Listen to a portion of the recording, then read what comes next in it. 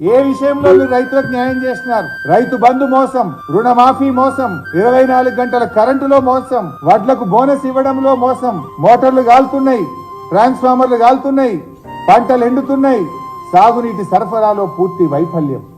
అడుగడుగున రైతులకు అన్యాయం చేసినారు. రాష్ట్ర రైతాంగాన్ని మోసం చేసినందుకు కాంగ్రెస్ పార్టీ బేషరతుగా క్షమాపణ చెప్పాలి, చెంపలేసుకోవాలని చెప్పి నేను డిమాండ్ చేస్తా ఉన్నా. ఏ ముఖం పెట్టుకుని రేపు రైతుల ఓటు అడుగుతారు? ఇలా గ్రామాల్లో పోతా ఉంటే మళ్ళీ పాత రోజులు, ఏ ఊర్లో చూసినా బోరు బండితో కొత్తగా బోర్లు వేస్తున్నారు, క్రేన్లు పెట్టి బావులు పూడిక తీస్తున్నారు, మోటార్లు గాలిపోతే మెకానికులను తెచ్చి కాలిపోయిన మోటార్లను బయటకు తీసి వైండింగ్ దుకాణాల దగ్గర పడిగాపులు కాసే పరిస్థితి తెచ్చింది కాంగ్రెస్ పాలన. పోయిన 5 ఏళ్లలో ఎక్కడన్నా మోటార్లు గాలినాయా? పంటలు ఎండినాయా? ఎక్కడన్నా బావుల పూడిక తీత ఉన్నదా?